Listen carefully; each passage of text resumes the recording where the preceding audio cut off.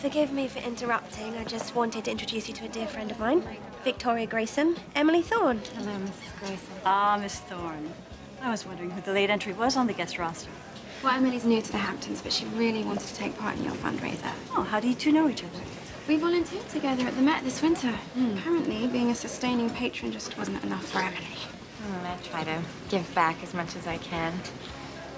Lydia, hi. Oh, don't tell me you've taken up volunteering at the Met as well. Emily's renting my house for the summer. We met briefly on the beach. And then yesterday at the South Fork Inn. I hope your husband's feeling better.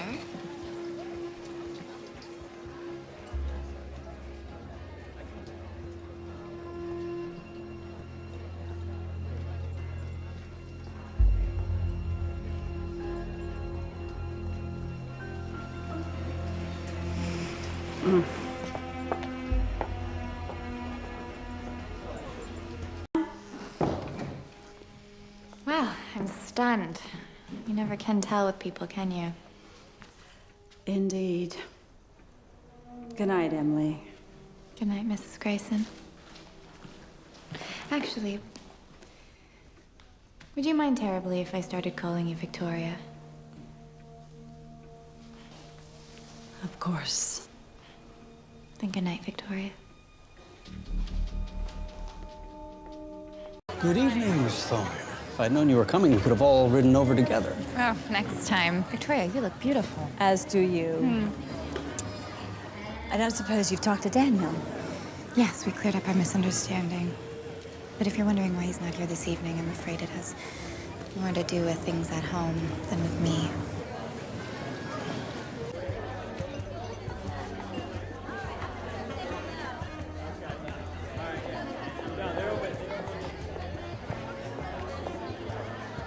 Emily. Victoria, happy Independence Day.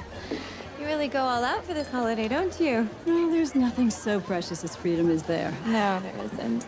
And you seem particularly untethered tonight. No Daniel? Unfortunately. Well, Tyler said that you encouraged him to take that bar job. I just somehow can't imagine it'll last. But a boy just has to get certain things out of the system until he sees clearly. Try to enjoy yourself.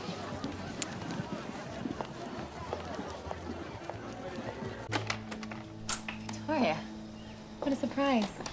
Daniel's not here. He should be back shortly. Actually, I came to speak with you. May I come in? Of course.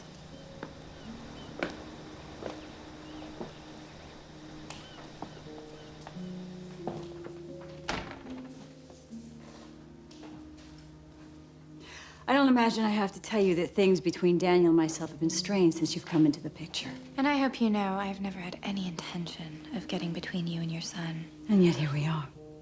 May I ask you, what is it about me that troubles you so much? Call it maternal instinct. Okay. I understand why you might not trust me. I know I wasn't exactly forthcoming with my juvenile record, but we all have things in our past that we wish we could change, don't we? You missing something? Oh, yeah, my PC. Could have swore I brought it home. Well, maybe you left it at the office. Yeah, maybe. Listen, stay for breakfast. It's time that Amanda get to know you better. Well, I wish I could, but I still haven't told Daniel that I'm leaving his father. Can we keep it a secret just a little while longer? Yeah, just a little bit longer.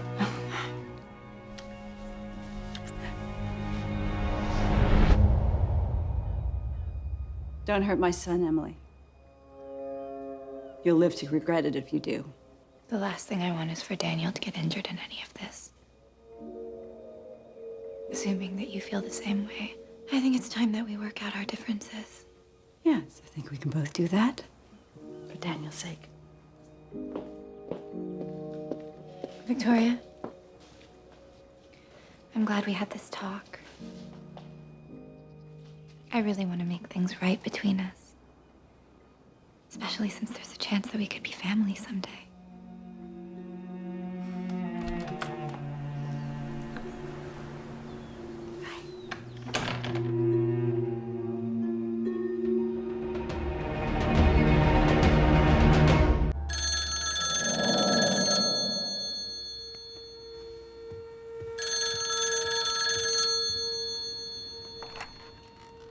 Hello? Is this Emily? Yes, it is. Emily, this is Victoria Grayson. I took a chance and dialed the number I had for Lydia's old landline. I hope I haven't disturbed you. No, not at all. I wanted to invite you over to the house tomorrow for tea. Is that something you think you might be able to do? Yes, that sounds lovely. Good. I think it's time you and I get to know each other a little bit better.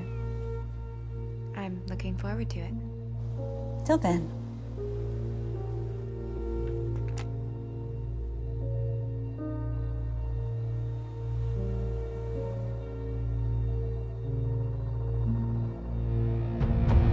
Daniel mentioned that you were a captain of an equestrian team in Barcelona. Yes, just for a semester. Oh. When was that exactly? 2005. Why do you ask? I rode steeplechase when I was in boarding school at Montpellier. I'm curious what else we have in common. What are some of your other interests? History, for one. I'm practically obsessed with it. Funny. At my yacht party, you were more concerned with current events, it seemed. Art conservation is another one of my passions. That's why I joined New York's Landmark Preservation Society. My father always said that our past defines who we are. I would say our choices are what define us. Maybe for the lucky. But sometimes in life, we're not always given a choice. Emily? Hi. Hi. What's going on? Well, your mother invited me over for tea. Daniel, for God's sake, pull yourself together. You're a sweaty brute. My apologies. Had I known my mother had summoned you, I'd have looked at least 50% less brutish. No, it's fine. I should get going, really. I have to work out some issues with my realtor. Things got a little aggressive in our bidding war today. Oh, I'm sorry to hear that. Will you be on the hunt for a fallback rental, or are you headed back to the city? Actually, as of this email, I've just become the official new owner of the beach house. That's great news. Congratulations. Thank you. Now, how about I make good on that date and take you out to celebrate? That sounds great. How about tomorrow? Yeah, tomorrow's perfect. I know just the place. Come on, I'll walk you out. Thank you so much for tea, Mrs. Grayson. I can't tell you how much I've enjoyed this. Fire and ice. When we first sat down to discuss tonight's occasion, I was immediately taken with the idea of an evening inspired by primal bookends. Fire and ice, beginnings and endings, and the love between a man and a woman.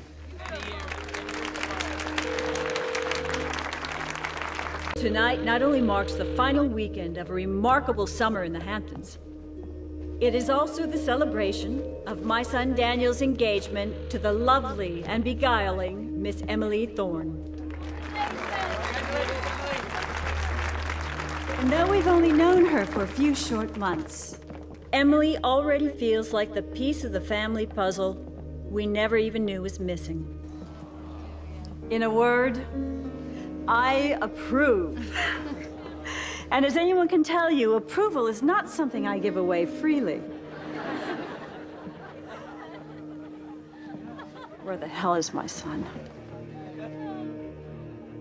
Fire and ice. When we first sat down to discuss tonight's occasion, I was immediately taken by the idea of an evening inspired by primal bookends. Fire and ice, beginnings and endings, and the love between a man and a woman.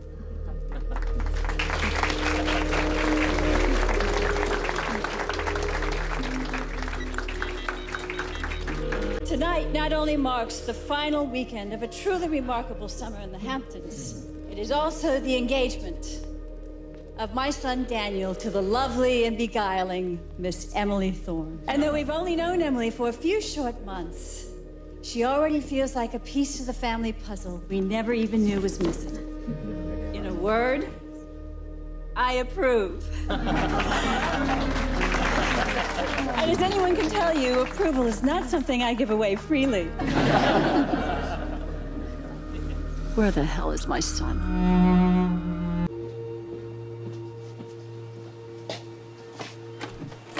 Victoria, come on in.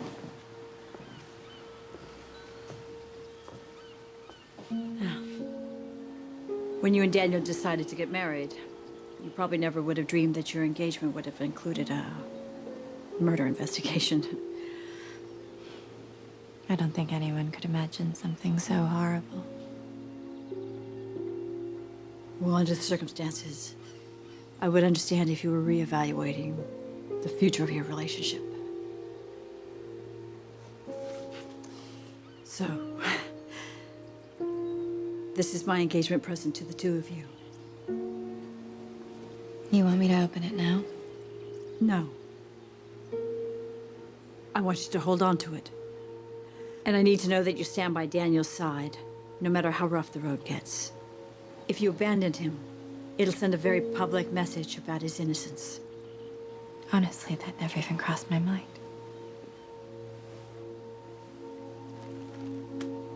Emily, Victoria, why did you come back to this house when we were all at the police station? I knew that they would take Daniel's suit. I wanted to make sure that he had a change of clothing for when they did. Well, that was quick thinking. Maybe your time in the juvenile detention facility will end up being an asset in Daniel's court case.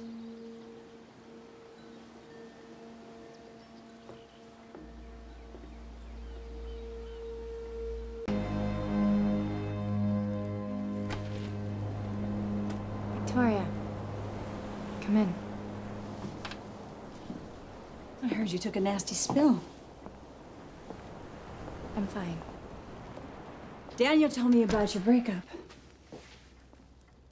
I wanted to offer you my condolences in person. I can feel your devastation. Maybe now the two of you can move on and find someone more appropriate. Suppose you'll be wanting this back.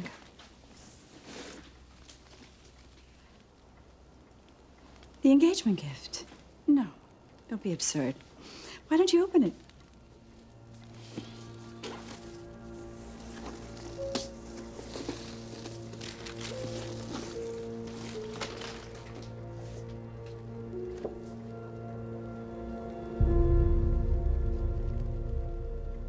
You see, even long before the day of your engagement party, I knew that your future with Daniel was as empty as that box.